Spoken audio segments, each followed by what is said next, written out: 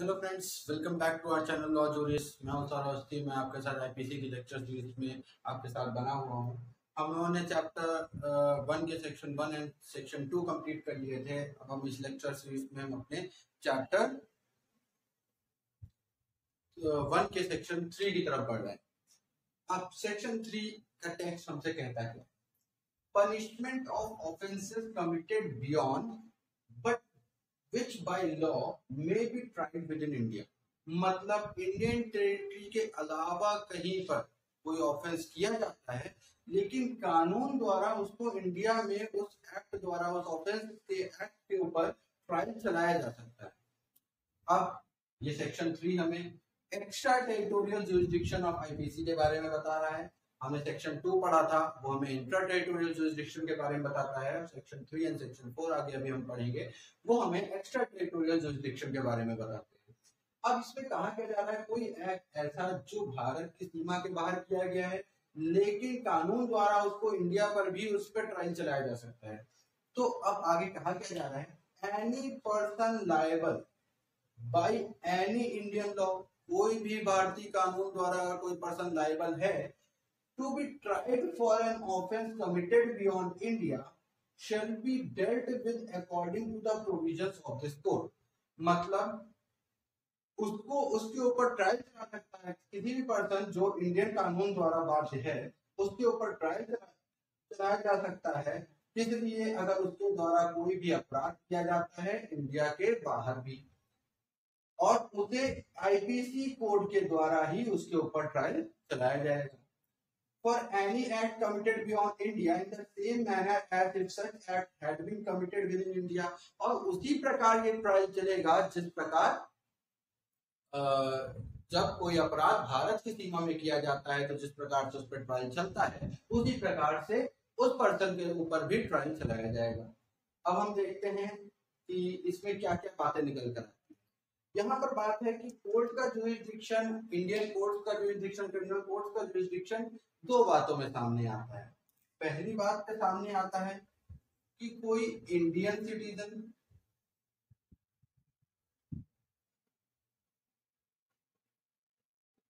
अगर वो भारत की सीमा के बाहर किसी और देश में या कहीं भी हाई सीज में कोई एक्ट ऑफेंस कमिट करता है तो उसके ऊपर भी आईपीसी लागू होगा। अगर वो इंसान जो है, वो इंसान जो हमारा है वो भारतीय कानूनों द्वारा बाध्य है, he is liable by any Indian law, by every Indian law। तो इंडियन सिटीजन तो अपने भारत के कानून द्वारा बाध्य रहेंगे, तो वो कहीं भी रहेंगे, चाहे किसी भी देश में हो, चाहे हाई सीज पे हो, चाहे किसी भी क्या कहते हैं देश की एयरक्राफ्ट पे हो, या किसी भी देश के शिप के ऊपर हो, तो वो अगर कोई ऑफेंस कमिट करते हैं तो उनके द्वारा कानून ट्रायल चलाया जा सकता है बाय आईपीसी के प्रोविजंस द्वारा। दूसरी बात आती है एनी पर्सन, वो अगर भारत के एयरक्राफ्ट के ऊपर है ना, यहाँ पर बात आ रही है, यहाँ पे इंडियन सिटीजन की मैंने बात करी थी, हाई सीज पे हो, किसी भी देश के एयरक्राफ्ट में हो या किसी भी देश की शिप पर हो, तो उनके ऊपर आईपीसी लागू होगा। लेकिन एनी पर्सन की जब मैंने बात करी तो मैंने यहाँ पे इंडियन सिटीजन भी बोल दिया और यहाँ पर मैंने फॉरेन सिटीजन भी बोल दिया है।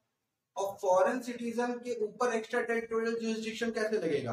फॉरेन सिटीजन के ऊपर एक्स्ट्रा टेरिटोरियल जुरिसडिक्शन तब लगेगा कि अगर वो या तो किसी एयरक्राफ्ट पर हो जो एयरक्राफ्ट भारत में रजिस्टर्ड हो, या तो कोई शिप पर हो जो शिप भारत में रजिस्टर्ड हो।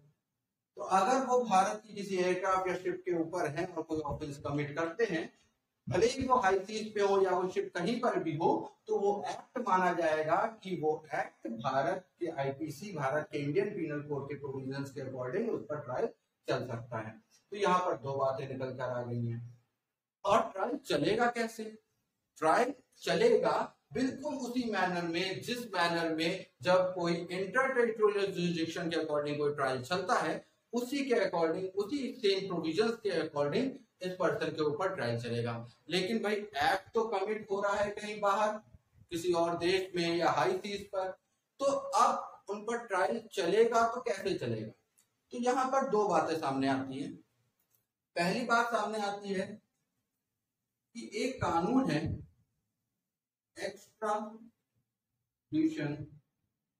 एक्ट ऑफ 1962, 1962 का ये एक्ट है।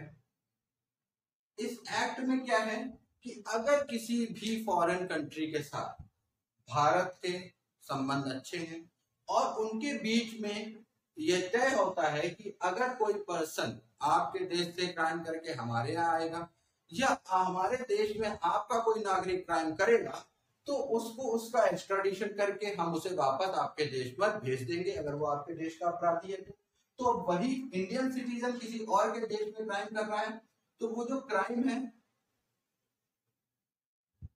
वो क्राइम उस फॉरेन कंट्री में भी होगा और वो क्राइम इंडिया में भी होगा।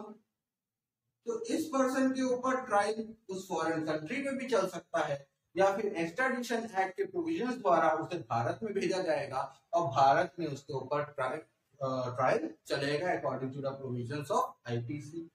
या फिर कोई पर्सन है, एनी पर्सन में मैंने जब बात करी थी तो मैंने कहा था फॉरेन सिटीजन एज वेल, अगर वो इंडियन रजिस्टर्ड एयरक्राफ्ट या शिप के ऊपर है तो अगर मान लो वो पर्सन ऑफेंस करते हैं तो यहाँ भी दो बातें सामने होंगी, या तो किसी द्वारा उनपे इंडिया में कोई ट्रायल चलाया जाएगा या फिर उन्हें एक्स्ट्राडिशन उनका कर दिया जाएगा, एक्स्ट्राडाइट कर दिया जाएगा टू दैट कंट्री और उस देश में उसके ऊपर ट्रायल चलेगा।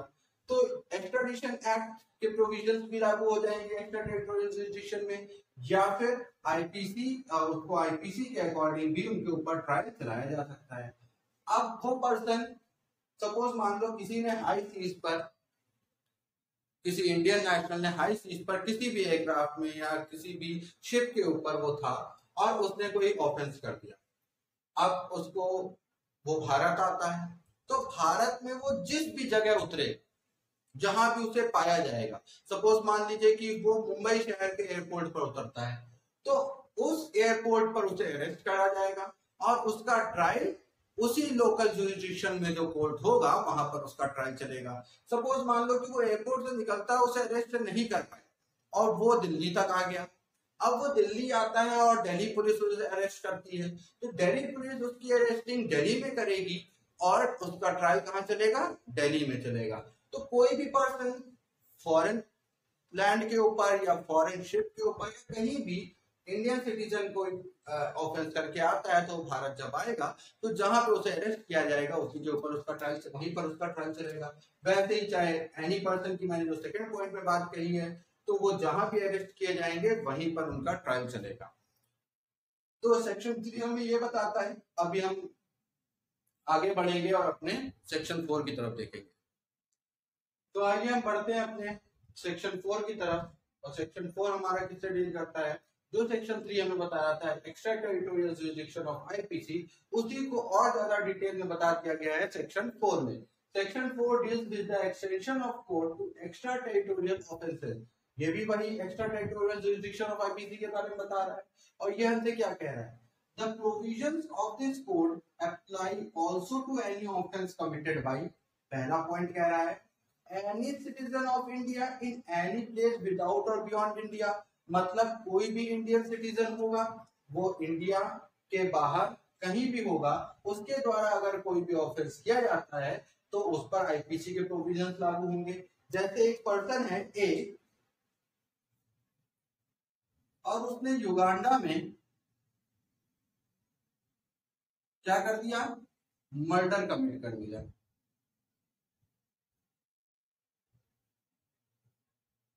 अब ये जो हमारा ऑफेंस हुआ युगांडा में, ये ऑफेंस युगांडा में भी है, वो इंडियन सिटीजन है, ये इंडियन है, एक इंडियन सिटीजन द्वारा मर्डर किया गया है युगांडा में, तो इंडियन सिटीजन है वो आईपीसी के प्रोविजन द्वारा भी बाध्य है। अब क्या होता है कि यही वहां पर हमारा दो बातें हो सकती हैं, या तो एक्स्ट्राडिशन एक्ट द्वारा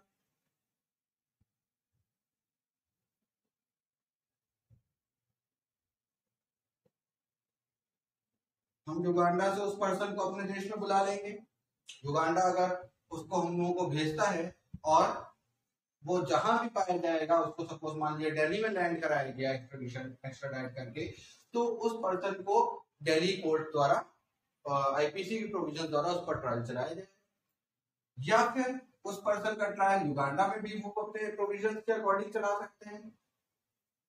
लेकिन सपोज मान लीजिए कि ये जो पर्सन है जिसने मर्डर किया किसी पर्सन बी का, और ये वहां से एक्सपॉन्ड हो गया, फरार हो गया, किसी भी तरीके से ये भारत आ जाता है, और भारत में सपोज मान लीजिए ये बॉम्बे में, मुंबई में किसी शिप द्वारा मुंबई आता है। अब मुंबई में ये पाया गया तो मुंबई पुलिस इसको अरेस्ट करेगी, हमारी महाराष्ट्र पुलिस इसको अरेस्ट करेगी, और उस मुंबई का जो लोकल कोर्ट होगा, लोकल क्रिमिनल कोर्ट होगा, तो लोकल जुरिसडिक्शन के अकॉर्डिंग उसी कोर्ट में इसके ऊपर ट्रायल चलाया जाएगा। दूसरी बात आती है हमारी, any person on any ship or aircraft registered in India wherever it may be. Any person की जब यहाँ बात आई तो यहाँ पर पहले सेक्शन में तो केवल इंडियन सिटीजन की बात हो रही थी, एनी सिटीजन ऑफ इंडिया, लेकिन सेकेंड पॉइंट में बताया गया any person includes both Indian nationals as well as foreign nationals. तो अगर कोई भी पर्सन किसी शिप में पाया जाता है या एयरक्राफ्ट में है और वहां पर कोई ऑफेंस कमिट कर देता है, और वो शिप या एयरक्राफ्ट इंडिया में रजिस्टर्ड है, भले ही वो दुनिया के किसी भी कोने में हो, चाहे वो किसी भी देश के टेरिटोरियल वाटर्स में हो या फिर हाई सीज पर हो, तो वहां पर किया गया जो ऑफेंस है तो उसके ऊपर भी हमारा आईपीसी के प्रोविजंस लागू होंगे और उसके ऊपर भारत में ट्रायल चलाया जा सकता है। उसके बाद बात आती है any person in any place. यहाँ भी वर्ड यूज किया गया any person. Any person includes both Indian citizen as well as non citizen of India, और वो एनी प्लेस हो। एनी प्लेस मतलब विदाउट और बियॉन्ड इंडिया, मतलब भारत के बाहर कहीं भी हो। Committing offence targeting a computer resource located in India, मतलब वो वहां से बैठकर कोई ऐसा ऑफेंस करते हैं जिस ऑफेंस में वो भारत की किसी कंप्यूटर रिसोर्स को टारगेट कर रहे हैं। इसमें हमारे हैकिंग जैसे ऑफेंसेस सामने आते हैं, और ये प्रोविजन जो सब क्लॉज 3 है ये पहले नहीं था। ये हमारा इंफॉर्मेशन टेक्नोलॉजी एक्ट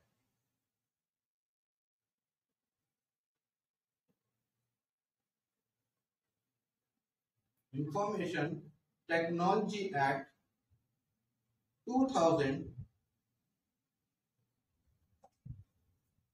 पास होने के बाद, इस एक्ट को पास होने के बाद ये प्रोविजन आईपीसी में ऐड किया गया, और इसमें बताया गया कि कोई भी पर्सन, चाहे वो इंडियन सिटीजन हो चाहे वो फॉरेन सिटीजन हो, और वो अगर भारत के बाहर से बैठकर भारत की किसी कंप्यूटर रिसोर्स को टारगेट करते हुए कोई ऑफेंस करता है, तो उस इंसान के ऊपर भी हमारा इंडियन पीनल कोड के प्रोविजन लागू होंगे।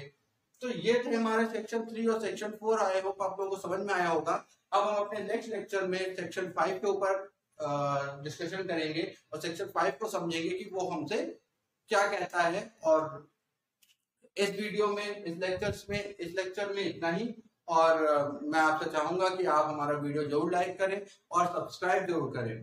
ठीक है, थैंक यू।